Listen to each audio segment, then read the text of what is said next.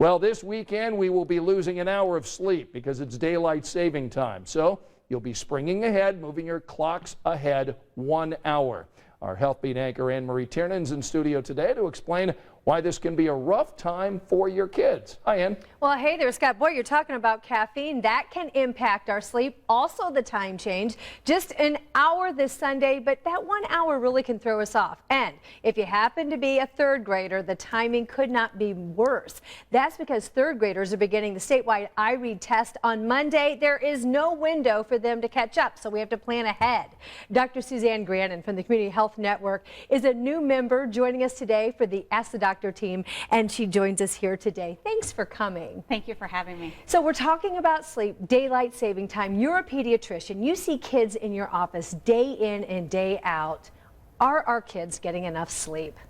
You know, unfortunately, no. On average, most kids don't get the recommended amount of sleep that they really need. And it does vary by age, doesn't it? Absolutely. You know, the younger kids are, the more sleep that they need. The studies show that on average, newborns and toddlers may need anywhere from 12 to 18 hours a day, whereas our school-age children need 10 to 11 hours, and our teenagers need 8 to 9 hours a day as well. So when we're talking those numbers and we're getting up at 6 or 7 o'clock in the morning, they need to be going to bed about 7 or 9 o'clock at night. In that window, that just seems impossible. Yeah, absolutely. For our grade school-age kids, with the sports activities, the schoolwork, and then the family activities, bedtimes continue to be later and later.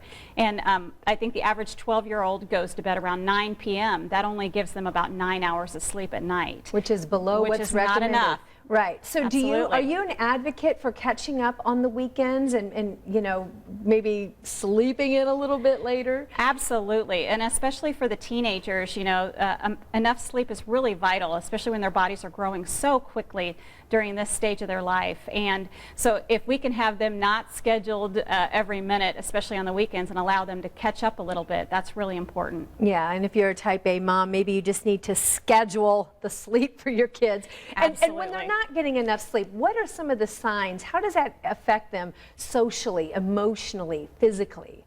So, when kids aren't getting enough sleep, just like you and I, we're never at our best. And so kids can feel tired, and they're more cranky, and they just can't focus like they normally can. This really increases the behavior issues that we see in kids. It allows the things that are normally easy for them become a lot more difficult.